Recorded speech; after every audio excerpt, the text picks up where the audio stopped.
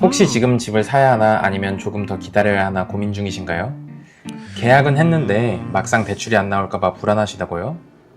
안녕하세요. 당신의 부동산 전략을 더 똑똑하게 만들어주는 부동산 레버리지 랩입니다. 오늘은 최근 가장 큰 화두인 주택담보대출 규제의 변화, 그 중에서도 6월 27일 대책 이후 어떻게 달라졌는지, 그리고 실제 현장에서 어떤 영향을 주고 있는지 정리해드리겠습니다. 본격적으로 들어가기 전에 LTV라는 개념부터 확실히 짚고 넘어가야겠죠. LTV란 Loan to Value, 즉 집값 대비 대출 비율을 뜻합니다. 예를 들어 10억 원짜리 아파트라면 LTV가 70%일 경우 최대 7억 원까지 대출이 가능하다는 얘기인데요. 하지만 이게 단순히 공식처럼 딱 떨어지는 게 아닙니다. DSR 규제라든지 집이 위치한 지역이 규제 지역인지 아닌지, 혹은 내 소득과 기존 부채 상황까지 다양한 변수에 따라 실제 받을 수 있는 금액은 크게 달라집니다. 자, 그럼 최근에 바뀐 규제를 살펴보겠습니다. 2025년 6월 27일 이후부터는 정말 큰 변화가 있었는데요. 첫째, 생활안정자금 한도가 축소됐습니다. 1주택자 기준 최대 1억까지만 가능하고 다주택자는 아예 불가능해졌습니다. 둘째, 생애 최초 혜택이 사실상 사라졌다는 점입니다. 기존에는 규제 지역과 상관없이 DSR 한도 내에서 LTV 80%까지 가능했지만 이제는 70%로 줄어들면서 실질적인 메리트가 거의 없어졌습니다. 셋째, 대출 만기가 30년으로 제한됩니다. 예전에는 40년, 50년 만기 상품까지 가능했지만 이제는 전 금융사 공통으로 30년까지만 허용되죠. 이게 무슨 뜻이냐면 매달 내야 하는 원리금 부담이 커질 수 있고 동시에 DSR 계산 시 불리하게 작용할 수 있다는 겁니다. 넷째, 주담대 잔금 대출 한도가 최대 6억 원으로 제한됩니다. 과거에는 소득이 높고 신용이 좋으면 LTV와 DSR 한도 내에서 큰 금액도 대출 가능했지만 이제는 집값이 아무리 비싸도 내 소득이 아무리 좋아도 6억 원 이상은 받을 수 없게 된 거죠. 그리고 또 하나 중요한 포인트가 있습니다. 지역에 따라 LTV 한도가 다르다는 점이죠.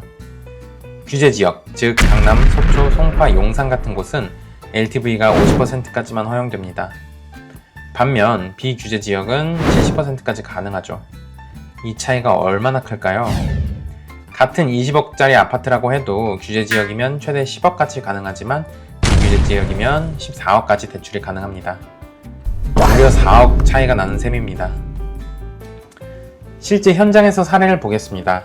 서울 마포구 한 아파트, 비규제 지역이고 KB 시세가 20억이라면 LTV 70% 적용 시 최대 14억 원까지 대출이 가능합니다.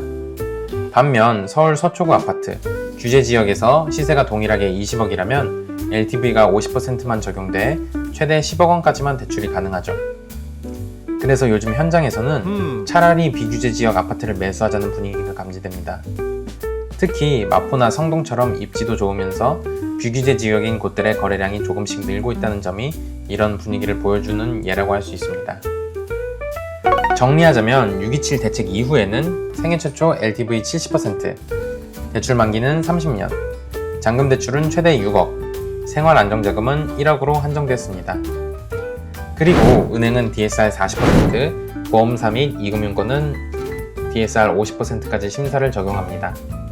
즉 단순히 집값 곱하기 몇 %로 계산할 수 있는 게 아니라 내 소득과 신용, 부채 현황, 그리고 규제 지역 여부까지 종합적으로 따져야 한다는 겁니다. 오늘 말씀드린 내용을 꼭 기억하시길 바랍니다. 특히 2025년부터는 스트레스 DSR 3단계 규제까지 본격 적용되기 때문에 단순 계산만으로는 절대 정확한 한도를 알 수 없습니다. 내 조건에서 정확히 얼마까지 주담대가 가능한지, 그리고 어떤 금융사를 통해야 최적의 금리를 받을 수 있는지 반드시 전문가의 도움을 받으시는 게 안전합니다. 더 궁금하신 점은 댓글이나 카톡으로 상담 신청 가능하고요. 영상이 도움되셨다면 구독과 좋아요, 알림 설정 부탁드립니다. 당신의 부동산 레버리지를 키워드리는 부동산 레버리지 랩. 오늘도 함께 해주셔서 감사합니다.